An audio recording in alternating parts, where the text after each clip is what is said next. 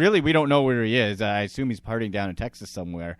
But there was a video that surfaced this morning of him partying in Dallas at a club, canoodling with a young lady, and then rapping badly at the end of a video. And at the beginning of the video, he's dancing just as badly with a drink in his hand and bottles of champagne with fireworks and sparklers shooting out the top of it. So, young man is still getting his party on, and just making it easier for the Browns to hold the door open and let him walk out of town.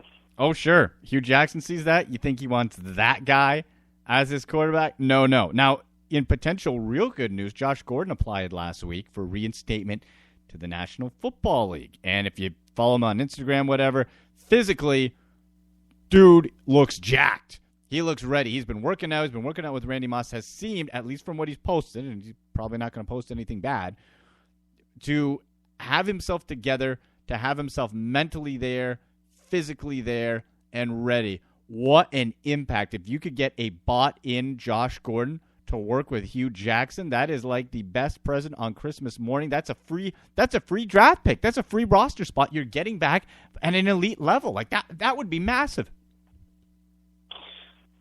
It would be. A lot of hurdles yet to climb for that young man before he's reinstated. He's got to sit down with the league medical director and top medical officials from the NFL, and they will make a recommendation to Roger Goodell after they meet somewhere here in the next 40 days or so. And then Roger, I believe, has either 15 or 60 days to make a decision. I don't know, when they say 60 days to render a decision, I don't know if that's from the date of reinstatement filing or the date that he is informed of the recommendation. So it hopefully will be before the off-season program, which I believe starts April 1st. Yeah. Whether or not we'll know if Josh Gordon is on this franchise and will be able to be used in the 2016 season. It'd be a hell of an asset to whoever is slinging the football out there. And if it's one thing we know about Hugh Jackson, when you give him a talented target, he finds a way to get the ball to him. Oh, yeah. Yeah, you can add that in. My goodness, what? That would just be whoever they draft at quarterback, next level. The concern to me, though, Matt, is it seemed, okay, we ran through Paxton Lynch last week, Jared Goff, touched on Carson Wentz, and again, next week after the Senior Bowl, we'll go through all the Senior Bowl quarterbacks, see who might be fit if the Browns draft one or more QBs in this upcoming draft. But every one that we've talked about, at least the top three ranked ones, nobody really seems ready to just step in. And I know there's going to be always rawness and you have to get used to the NFL game and all that, but doesn't to me, every one of those names so far, the top ranked guys, has more of a, all right, send them to a team that has a quarterback and let them sit, where the Browns aren't really in that position, because even if you do go to Josh McCown, the likelihood of him making even half the season in a row intact health-wise seems very unlikely. Yeah, that's the one red flag I have about taking a quarterback, is none of them are really ready to start day one, and it takes a rare athlete to be able to do that. But I just get a bad feeling that if they go with Josh number one and whoever this young gun is number two, that he's going to be playing before the end of the first quarter in the opener. And then we remember how that turned out for Tim Couch. So I'd rather not burn the young man, and I'd rather play somebody else, whether it be Josh. I don't want it to be Austin Davis, but if it is, so be it. Connor Shaw floating around. Then you look at next year and adding another piece. So your guy has a year of development. You can add a piece that can help him immediately when he assumes the role of starter. And it could benefit you very, very greatly over the next few years. Now, do I want to suffer through another miserable season? Hell no. But if you do go through some struggles this year, it gives you an opportunity to grow around the young man that you're going to take a quarterback without having to get him killed. So right. I do like that aspect of it. If you're going to start a veteran, and he's not going to be very good. Give the rookie time to learn the system. Don't rush him out there and have him lose his confidence and, more importantly, lose his health. Well, sure. And the off-season, or I guess the free agent signings on the offensive line and how those contracts play out is going to be storyline number one to me, because that's how the quarterback will go. Mitchell Schwartz, Alex Mack, and Joe Thomas, who it seems by reports from Sashi Brown has rebought in, which is great news. But if you lose Mitchell Schwartz, and the likelihood of Alex Mack being gone are higher and higher, we'll be looking at a 1999 scenario, an expansion team return, where you have a garbage O-line or not a complete O-line anyway, and your quarterback gets dummied. And then you'll be right back in this pick a QB in 2 years. Yeah, that's the fear right now, because Alex is gone. Mitchell Schwartz is going to command some serious coin.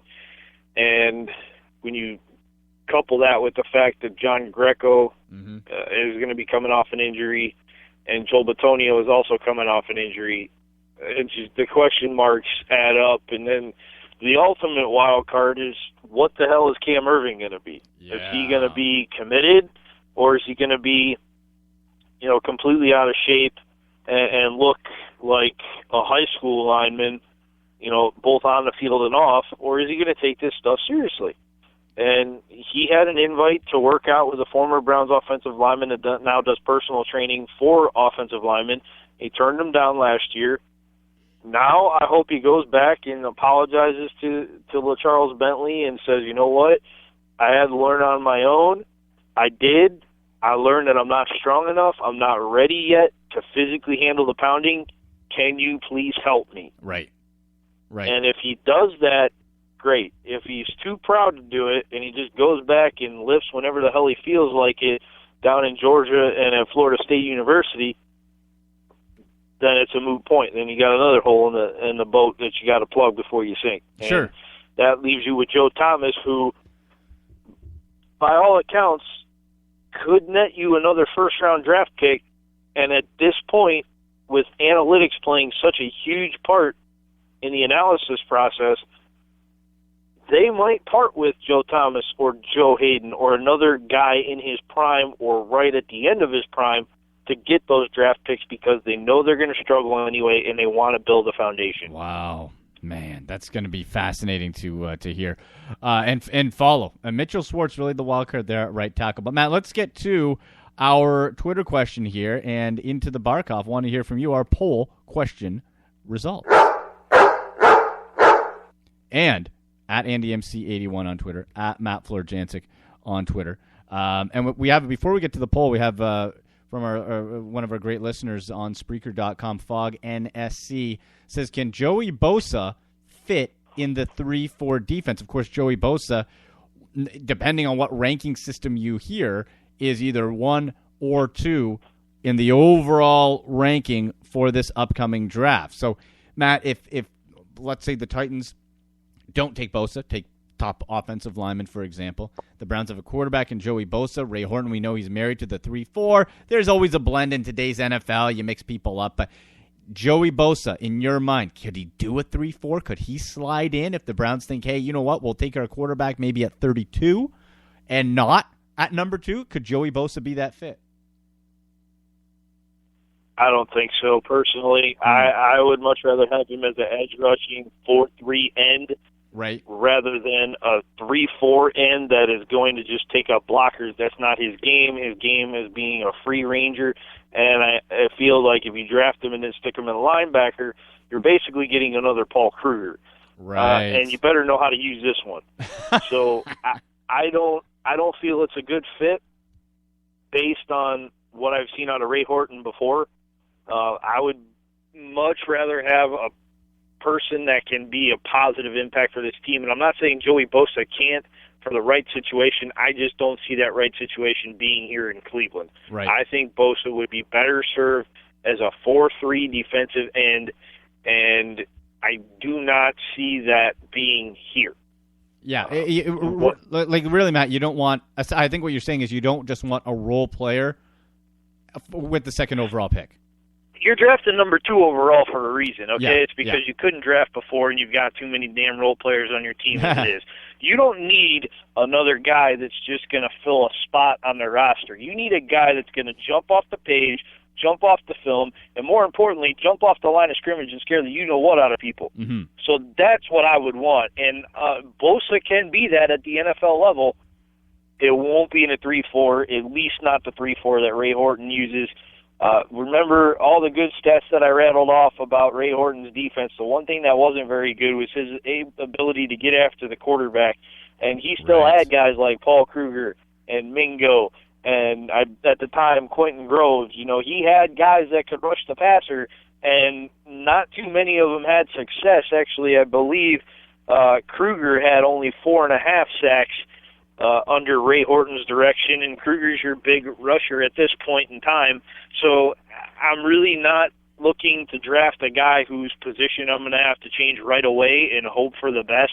I need to draft a guy who's played the position before, shown he can be an elite-level player, and then go do it. Yeah, go get him. Absolutely. Okay, let's get to our poll question here. At Andy MC21, at Matt Fleur Jansick in the Doghouse.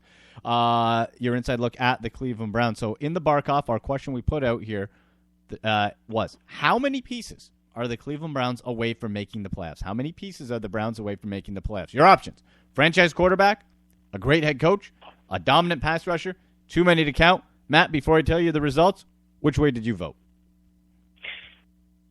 Too many to count because I think they need a quarterback. I think they have the coach, but I think they need at least one more edge rusher. They need another quality cornerback, and they're going to need at least 2 quality offensive linemen plus a running back to help this team, and that doesn't even include getting a wide receiver. Right, exactly. So the results were 33% for a franchise quarterback, 6% for a great head coach, 0 for a dominant pass rusher, 61% for too many to count. I'm going to fall more into the franchise quarterback side, Matt, because we've seen numerous examples where if you have that guy and you can protect him and you can progress him and keep him in situations to succeed, which I think Hugh Jackson can do because we saw him do it with Andy Dalton, who was a second-round pick, and succeed really right from the get-go by focusing on what he does well and limiting the things he doesn't and protecting him that way. I think a franchise quarterback straight up could put the Browns at least knocking on the door of a wild card conversation. But, yeah, are there a whole bunch of needs on both sides of the ball? Hell yes, we know that's true. Yeah, I mean, you just said it. There's a lot of holes on both sides of the ball, particularly on the offensive end. And, you know, that's why I say you're not just a quarterback away. You need help in a lot of ways. You need a wide receiver that's bigger than me. You need a running back that can get through a hole, and you need an offensive line to create that hole. Bring back Josh Gordon. Takes care of one anyway, one weapon. All right, Matt. Good stuff, buddy. We'll chat next week and go over the Senior Bowl results and get back into part 2 of our quarterback draft class look and dive more into Carson Wentz and some of the other players at the Senior Bowl. Sounds good, Andy. You take care and have a good weekend. All right, you too, buddy. At Matt Fleur Jansick on Twitter, at AndyMC81. You've been listening to The Doghouse, your inside look at the Cleveland Browns.